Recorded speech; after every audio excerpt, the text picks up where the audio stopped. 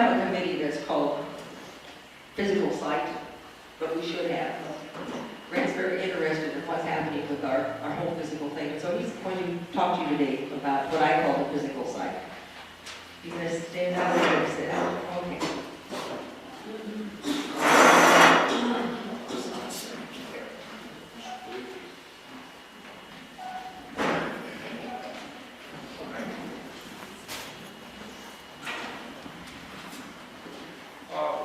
What I wanted to talk about was the physical site of the MCA and how it's changed in the last 5 years.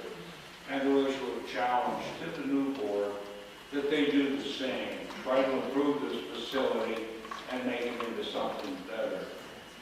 All of you sitting here can remember this was put on, this addition was a college forward, and then we had the old sitting behind it.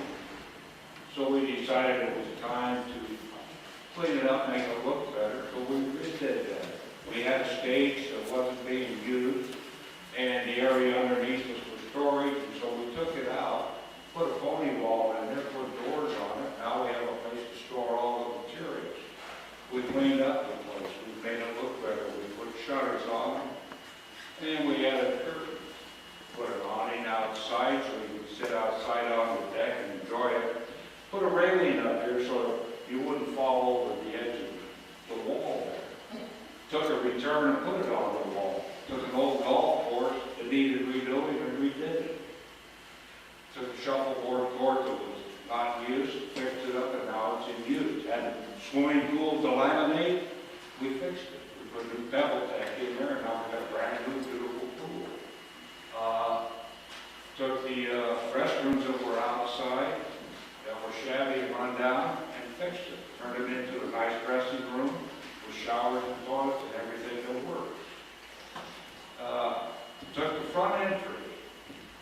That was 4 inches low, and you couldn't come in here in a wheelchair because it was a tripping place.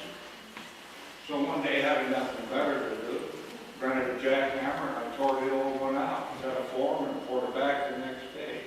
This is the kind of help that we need. People to volunteer and do these things. Took the entertainment room next door, the lounge.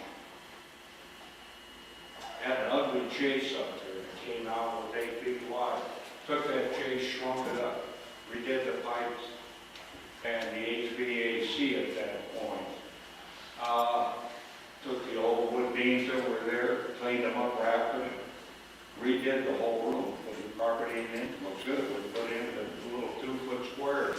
So this time, in case there's any problem with spilling or something, we have the ability to take up 2 or 3 squares, replace it, and we got brand new carpet again.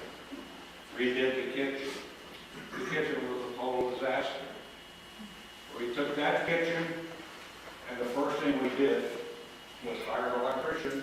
If we never had that on a separate circuit, that was wired in from all corners of the building. It was a fire trap. So we took that out. We now have a separate panel that totally runs the kitchen. It is now a very efficient kitchen.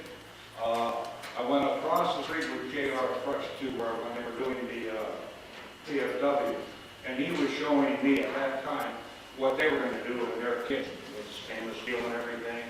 And I said, that's great for them because that is going to function like a commercial kitchen.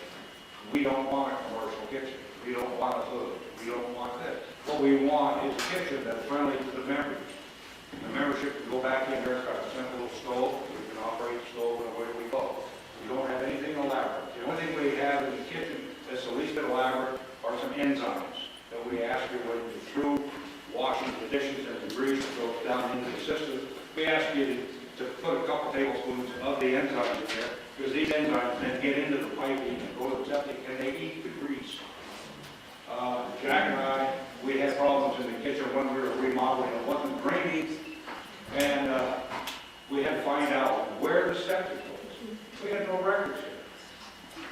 So they had nothing to know where the septic was. And you remember on the other side of the office, it used to be gravel, bushes, and everything drawn vital. It was buried out there. It was so full of liquids being pushed off by the fat and grease that was inside. So we cleaned it up. What this board did But Jack and I, when we were on the board, we decided that we were going to take this old structure and fix it up. Bobby Porterfield always says if you got a house that's 35, 40 years old, someplace along the way you remodel it and rebuild it. That is the challenge I offer the new board. Let's continue this. There's a lot of things that have to be done. We've got an air conditioning problem in here that has to be addressed and fixed. That this room we're sitting in now, in another month, when the heat is on and the humidity's up, these swamp coolers will work and become very ineffective. We have to look at what it would take to set up and put an AC system in here, to cool it, maybe a heat pump. But these are all costs that have to be addressed. But it's something we should think of for improving this facility. The whole object of being on this board is to make this into a better facility for the members. And I think that the people who are leaving here have done a pretty good job in the last